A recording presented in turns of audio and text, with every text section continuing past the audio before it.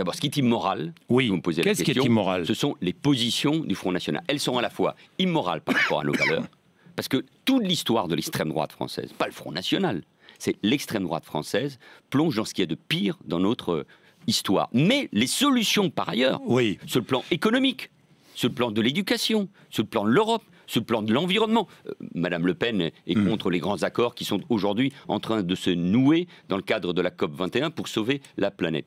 Toutes les solutions. Vous connaissez-vous les solutions de Madame Le Pen pour lutter contre le chômage? Elle sera là demain, je Vous lui poserai connaissez les cette positions question. de Madame Le Pen Et sur je lui l'agriculture? parlerai de la COP21. Je les connais. C'est de sortir de l'Europe et de sortir de la politique agricole commune qui mettrait encore davantage, nous en parlerons sans doute, les agriculteurs et les éleveurs de notre pays. Les électeurs du Front National. Oui. Moi, je respecte chacun d'entre eux. Ce sont mes compatriotes, mais ils se trompent. Ils se trompent. Ils sont trompés par cette arnaque et par cette supercherie du Front National. Mais quelle est la différence, Jean-Jacques Bourdin, entre moi et Nicolas Sarkozy? C'est que moi, je suis au clair. Je suis au clair. Il n'y a pas de nini chez moi. C'est-à-dire que lui... Mais moi, je n'ai pas d'hésitation. Lui nous trompe? Non, lui, il n'est pas clair. Quand il s'agit de choisir entre l'arc républicain, entre la gauche ou la droite républicaine et l'extrême droite, il faut être au clair.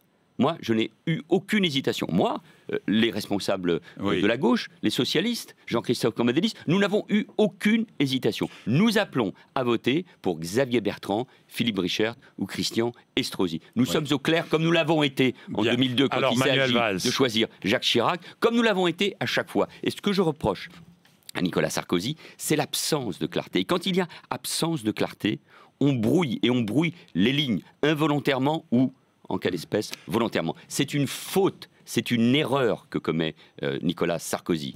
Il devrait se reprendre parce que les Français ont besoin de clarté quand il s'agit des valeurs de la République.